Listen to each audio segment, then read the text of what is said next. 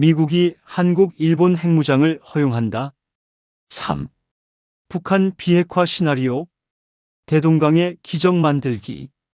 북한 노동당 핵무기 포기할 수 있다. 한일의 자체 핵무장을 용인해 중국과 러시아를 압박하는 이른바 공포의 균형 역발상은 국제정치학계나 미 정계 일각, 특히 트럼프 진영의 일부 매파 인사들에서도 간헐적으로 제기되는 매우 흥미롭고 파격적인 전략입니다. 실제로 중국이 가장 두려워하는 시나리오 중 하나가 바로 한국과 일본의 핵무장, 즉 동북아 핵도미노입니다. 이 전략의 핵심 논리는 명쾌합니다. 미국이 한일 핵무장 허용 선언, 중국에게 일본 핵 보유는 최악의 안보 악몽, 러시아에게 동북아 핵 도미노는 전략 환경 붕괴, 중러가 북한에 이제 진짜로 핵 포기해라 압박, 북한 비핵화 협상 재개, 이런 흐름을 만듭니다. 역사적 선례도 있습니다. 닉슨의 중국 수교는 소련을 압박하기 위한 역발상이었고, 레이건의 SDI 전략 방위 구상은 소련이 감당 못할 군비 경쟁을 유도해 협상으로 끌어낸 전략이었습니다. 이 발상은 그 계보의 연장선에 있습니다. 중국이 가장 두려워하는 건 일본의 핵무장입니다. 중국의 안보 악몽 순위를 매기면 일본 핵 보유는 대만 독립과 함께 최상위에 있습니다. 왜 일본일까요? 2차 세계대전의 역사적 트라우마와 민족 감정 때문입니다. 일본의 기술력이면 6에서 12개월 내 핵무기 제조가 가능합니다. 플루토늄 비축량 약 46톤이고 로켓 기술을 보유했습니다. 일본이 핵을 가지면 중국의 핵 독점적 지역 우위가 붕괴하고, 한국까지 핵을 가지면 중국은 3면 핵 포위 구도에 놓입니다. 시진핑 입장에서 북한 핵을 묵인한 결과가 일본 핵이라는 등식이 성립하면 대북 압박의 비용 편익 계산이 근본적으로 뒤집힙니다. 러시아의 계산은 어떨까요? 러시아도 일본의 핵무장은 원하지 않습니다. 북방 영토 쿠릴 열도 분쟁이 있고 극동 러시아가 사정권에 들어옵니다. 단 러시아는 현재 우크라이나에 묶여 있어 반응 강도가 중국보다는 약할 수 있습니다. 이 전략의 실제 작동 메커니즘은 아주 흥미롭습니다. 선언만으로도 압박 효과가 발생합니다. 실제로 한일이 핵을 만들 필요도 없습니다. 미국이 NPT 예외 허용을 검토한다고 선언하는 순간부터 중국의 외교적 행동이 바뀝니다. 스텝 1. 미국이 북한 비핵화 없으면 한일 핵무장 불허 정책 재검토를 공식 선언합니다. 스텝 2. 중국은 즉각 외교적 반응을 보이는데 대북 압박 카드를 꺼내기 시작합니다. 스텝 3. 협상 공간이 형성되고 미중 간 북한 비핵화 대 한일 핵무장 포기 빅딜이 이루어집니다. 스텝 4. 중국이 북한에 실질적 압박을 가하는 구조가 완성됩니다. 이것은 허용이 아니라 허용 위험만으로도 레버리지가 생기는 구조입니다. 실제 협상 패키지 설계 가능성입니다. 미국이 한일 핵무장 불허 지속을 보장하고 중국이 대북 에너지 식량 공급을 중단합니다. 미국이 대만 현상 유지를 재확인하고 중국이 유엔 안보리 대북 제재를 재이행합니다. 미국이 주한미군 성격 조정을 논의하면 중국은 북한 비핵화 로드맵을 공동 설계합니다. 3. 하지만 이 전략은 실제로 장애물이 더 큽니다.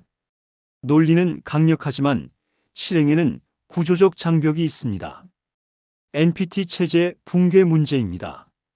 미국이 한일의 핵무장을 공식적이든 암묵적이든 허용하는 순간 지난 50년간 미국이 주도해온 NPT 핵확산 방지 체제는 사실상 완전히 붕괴합니다.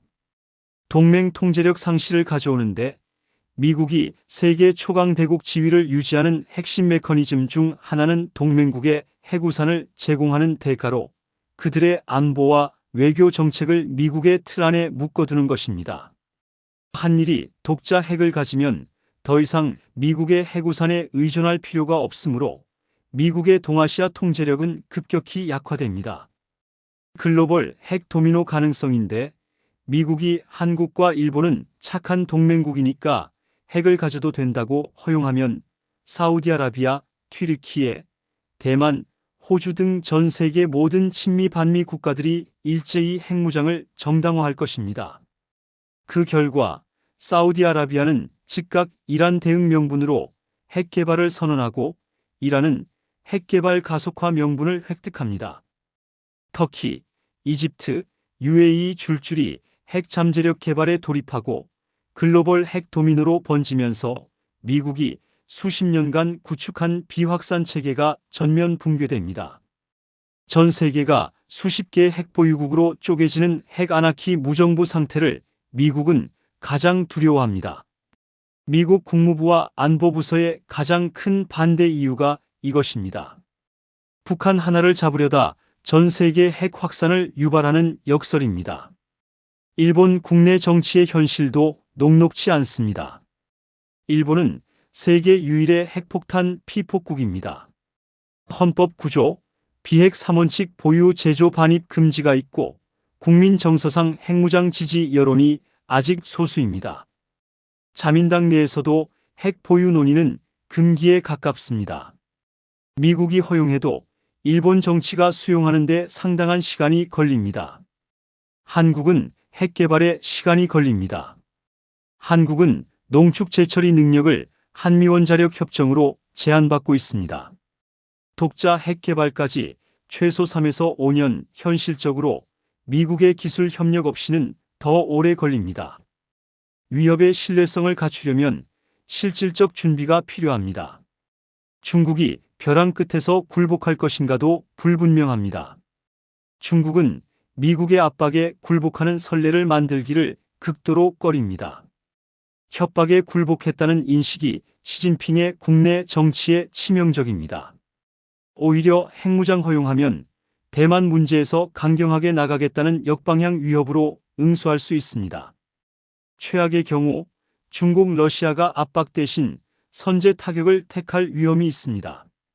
미국이 한국과 일본에 핵무장을 허용 NPT 탈퇴 묵인 및 기술 지원하겠다는 신호를 보내면 중국과 러시아가 겁을 먹고 북한을 압박할 수도 있지만 반대로 상황이 통제 불능으로 폭주할 위험이 훨씬 큽니다. 쿠바 미사일 위기의 재현인데 과거 미국 코앞에 소련 핵미사일이 들어오려 하자 미국이 전쟁을 불사했던 것처럼 중국과 러시아는 자국 국경 바로 옆에 핵무장한 한일이 등장하는 것을 결코 좌시하지 않을 것입니다. 예방적 선제 타격 가능성인데 한일이 핵물질을 재처리하고 실제 작동 가능한 핵무기를 완성하는 데에는 최소 수개월에서 1 내지 2년의 시간이 걸립니다. 중국, 러시아, 그리고 북한은 한일이 핵무기를 완성하기 전 핵 제조 시설이나 주요 군사 거점에 대한 군사적 선제 타격을 감행할 강력한 유혹을 받게 됩니다. 압박을 가하려다 한반도에서 먼저 핵전쟁이 터질 수 있는 위험한 도박입니다. 트럼프의 계산과 현실의 불일치가 존재하는 것도 문제입니다. 역설적으로 트럼프는 동맹국 핵무장을 주한미군 철수 논리와 연결할 수 있어 단기적으로 매력적으로 보일 수 있습니다. 그러나 트럼프 주변의 현실주의자들 루비오 등은 NPT 붕괴의 파장을 잘 알고 있어 실제 실행에는 제동을 걸 가능성이 높습니다. 그래서 가장 현실적인 변형 모델은 핵 공유 모델입니다. 완전한 핵무장 허용 대신 나토식 핵 공유 모델의 동북아 버전이 더 현실적인 중간 경로입니다. 나토 핵 공유는 독일, 벨기에, 네덜란드, 이탈리아, 터키에 미국 전술핵을 배치하고 해당국 전투기가 투발 가능하도록 훈련 인증하는 구조입니다. 핵무기 소유권은 미국이 가지지만 사용 결정에 동맹국이 참여합니다. 동북아 적용 시 한국의 전술핵을 재배치하고 1991년 철수 이후 복귀, 한미 핵공유 협의체를 구성합니다. 일본은 정치적 이유로 2단계로 검토합니다. 이 모델의 장점은 NPT를 위반하지 않고 미국 소유 유지, 중국에 대한 압박 신호는 충분히 전달하면서 한국 내 핵무장 여론을 흡수 가능하고 실행 속도가 빠릅니다. 실제로 2023년, 2024년 한미 워싱턴 선언에서 핵협의그룹 NCG 구성이 합의되어 이 방향으로 이미 한 발 내딛었습니다. 트럼프 2기에서 이를 더 강화하거나 전술핵 재배치로 격상하는 것이 현실적 옵션입니다. 이 전략이 작동하는 조건은 미국이 NPT 체제 부분 희생을 감수할 의지가 있을 때, 중국이 일본 핵무장을 북한 핵보다 더 나쁜 결과로 인식할 때, 일본 국내 정치가 핵 논의를 수용할 수 있을 때입니다. 가장 현실적인 실행 경로 순서입니다. 1단계, 한국 전술핵 재배치 및 핵 공유 협의체를 강화합니다. 중국에 이건 시작일 뿐이라는 신호입니다. 2단계, 미국이 일본 핵무장 불허 정책 재검토 중 비공식 신호를 발신합니다.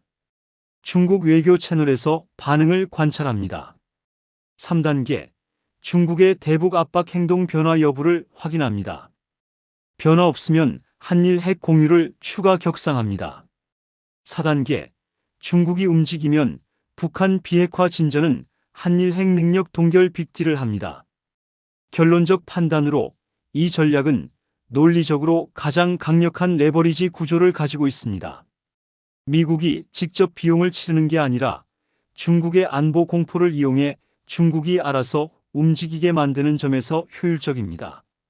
그러나 실행의 핵심 딜레마는 위협이 신뢰성을 가지려면 실제로 할 의지가 있어야 하고 실제로 하면 NPT 체제가 무너진다는 구조적 모순입니다. 따라서 가장 현실적인 답은 완전한 핵무장 허용이 아니라 전술핵 재배치와 핵 공유 강화를 통해 다음 단계가 있다는 신호를 중국에 지속적으로 보내는 것입니다. 이것만으로도 중국의 대북 계산을 바꾸는 데 상당한 압박이 될 수 있습니다. 5. 미국의 다른 현실적인 타협안은 준 핵무장 지원입니다. 북핵 고도화와 중국의 팽창으로 미국의 부담이 커지자 최근 미국의 전략은 핵무장 직접 허용 대신 핵무기 문턱 바로 앞까지 갈 수 있는 능력 잠재력을 키워주는 방식으로 선회하고 있습니다. 실제로 2025년 10월 트럼프 행정부와 한국 정부 간의 경주 정상회담 등 최근 동향을 보면 미국은 동맹국의 독자 핵무장이라는 극단적 선택을 막는 동시에 중국, 러시아를 압박하기 위해 다음과 같은 카드를 내밀고 있습니다. 원자력 협정 개정 및 잠수함 허용으로 한국의 자체 우라늄 농축 및 폐연료봉 재처리 권한을 확대해주고 핵추진 공격 잠수함 SSN 개발을 공식 승인하는 방식입니다. 핵 공유 고도화로 나토식 핵 공유처럼 미국의 핵무기를 한반도 주변에 상시 배치하거나 공동 기획, 운영하는 체제를 강화하여 중국과 러시아에 너희가 북한을 안 잡으면 한일의 핵 잠재력이 계속 커질 것이라는 간접적인 경고를 보내는 전략입니다. 5. 요약하자면 한일 핵무장 허용은 중국과 러시아의 멱살을 잡고 흔들 수 있는 가장 강력한 레버리지인 것은 분명합니다.